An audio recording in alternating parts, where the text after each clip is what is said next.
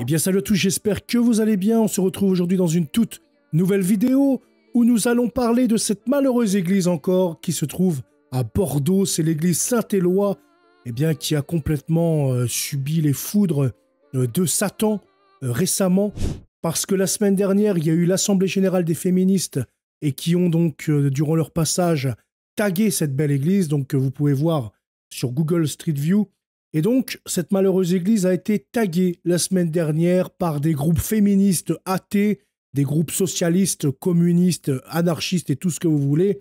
Mais ça, c'est pas le plus pire.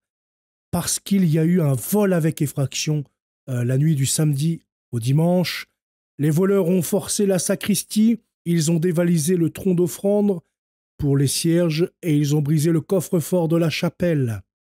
Ils sont également montés dans le clocher et ils ont fracassé le vitrail qui est derrière le maître-autel. 2000 € ont été volés dans le tronc commun et puis des dégâts estimés à plus de 10 000 €. Donc c'est une vraie hécatombe pour cette communauté locale, pour cette communauté catholique, de voir tout ça en fait, de voir que leur belle église se fait complètement démolir par une bande de merde qui viennent voler, qui viennent dégrader, casser, etc. Eh bien, ce qui est cher à nos yeux, ce qui est cher à nos cœurs, ce qui est cher à nos âmes. Et je pense que le Seigneur ne veut pas laisser passer ça encore plus longtemps. Parce qu'on peut voir, il ne faut pas vous étonner s'il y a quelque chose qui se passera en France. Il ne faut pas vous étonner de voir que la France, que les fils de la France devront peut-être bientôt verser leur sang. Vos enfants devront bientôt verser leur sang. Parce que tant de péchés, d'iniquité ne peut rester silencieux de la part de Dieu très longtemps. Il y aura très certainement le jour des vengeances. Donc il ne faudra pas venir pleurer demain si vos enfants se font bombarder, si vos enfants subissent la guerre, subissent toutes les atrocités du mal, parce que malheureusement la République ne fait strictement rien pour protéger le patrimoine de Dieu, pour protéger l'Église de Dieu. La France, sa mission, c'est de protéger l'Église de Dieu, donner la vérité.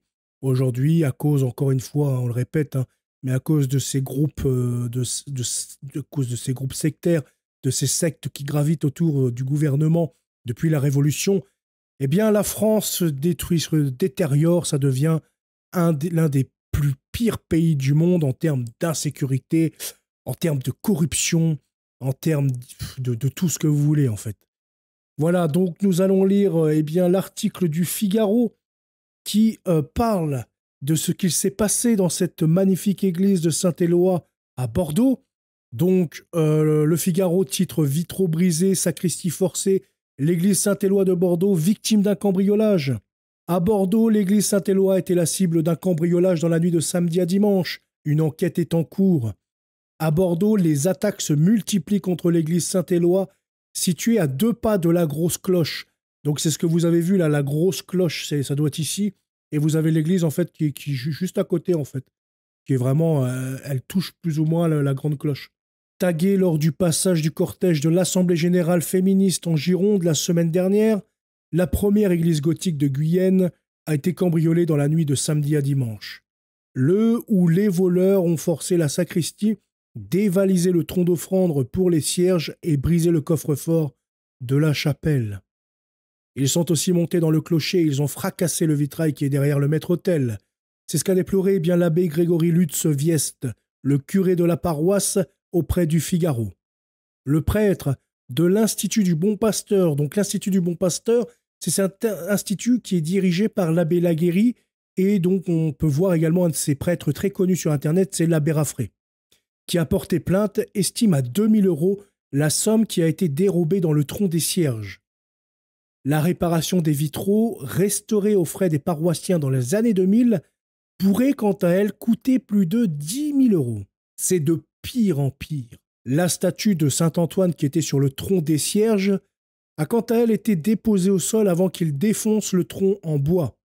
Il y a des traces d'effraction partout, mais ils n'ont pris aucun objet religieux et ils n'ont pas touché au tabernacle. C'est un peu déroutant, indique l'abbé Grégory. Le prêtre suppose que les voleurs ont eu du temps pour commettre leurs méfaits. Le vitrail a été cassé depuis le clocher. probablement parce qu'ils pensaient que ce vitrail donnait vers l'extérieur. Quand ils ont compris que ce n'était pas le cas, ils se sont arrêtés, analyse le religieux. Découvert, un peu avant 8 heures dimanche, donc juste avant la messe, le larcin a perturbé les paroissiens et les messes du jour. C'est de pire en pire. Les tags, un cambriolage. Nous avons aussi des drogués du centre de prévention des addictions qui est situé à 2 pas de cette église qui viennent, urinent et se comportent mal dans l'église, décrit le curé. Mon cher abbé, il va falloir prendre en compte ce que l'abbé Raffray nous dit. Il nous dit quoi, l'abbé Raffray? Bagarre, prière, bagarre, bagarre, prière. Eh bien, si l'État ne veut rien faire, essayez de former 2 ou 3 fidèles à la bagarre-prière. Et que ces 2 ou 3 fidèles, cette milice de l'église de Saint-Éloi, dégage à coups de pied dans le cul tous ces shootés, tous ces drogués, tous ces alcooliques, toute cette racaille qui rentre dans cette église pour la dénaturer. Dimanche, il a été obligé de décaler la première messe du jour afin que la police scientifique réalise des prélèvements.